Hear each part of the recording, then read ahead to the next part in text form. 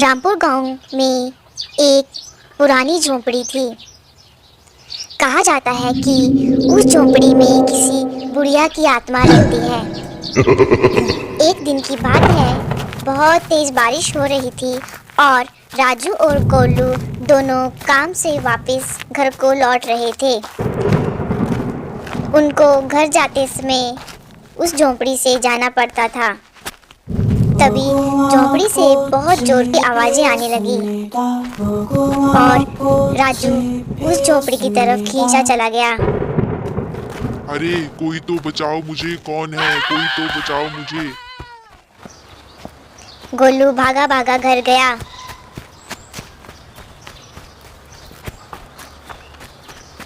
अरे चाची, चाचा पुरानी झोंपड़ी में चला गया। अरे चाची। क्या?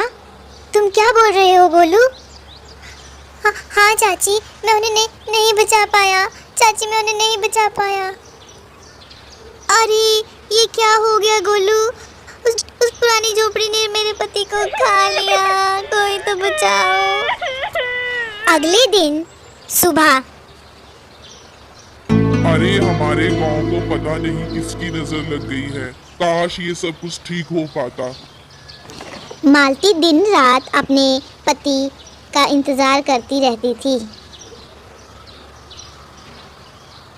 बाबा, अब तुम ही मेरे पति को वापस ला सकते हो।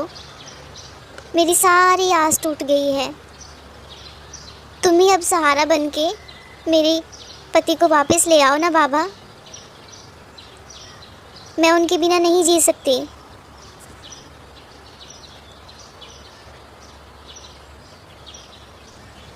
अरे मालती सुन, तेरे बाबा ने सुन ली तेरी।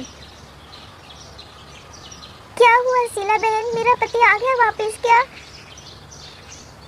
नहीं मालती, पर उनको ढूंढने का एक तरीका मिल गया। मैंने सुना है पास वाले गांव में एक तांत्रिक रहता है। अब वो ही हमारी समस्या का हल ढूंढेंगे और मेरे पति को वापस लाने में मदद करेंगे। ये सब भोले बाबा की ही कृपा है। चलो चलो शीला बहन, चलो जल्दी चलो, मेरे पति को वापस लाना है। फिर वो दोनों तांत्रिक के पास जाती हैं। अरे तुम क्यों रो रही हो बच्चा? बाबा, अब आप ही मेरी मदद कर सकते हो। मेरे पति को उस पुरानी झोंपड़ी ने खा लिया है। कृपया करके आप हमारी रक्षा करें, हमारी मदद करें।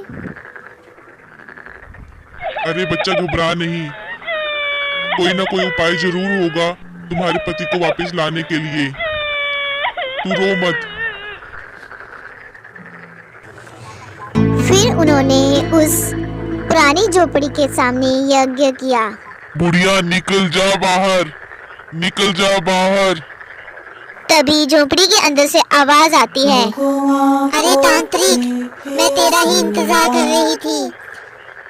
मैं भी एक तांत्रिक थी। विद्या का गलत प्रयोग करके अपने ही आत्मा को यहाँ फंसा लिया है।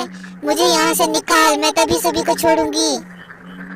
फिर तांत्रिक ने उस बुढ़िया की सारी तांत्रिक जो उसने गलत तरीके से तंत्र विद्या की थी उसको काट कर उसने उस बुढ़िया की आत्मा को वहाँ से मुक्त कर दिया। और जितने भी गांव वाले उस झोंपड़ी में गायब हो गए थे वो सारे अपने घर वापस लौट आए और फिर गांव वालों ने मिलकर उस झोंपड़ी को जला दिया।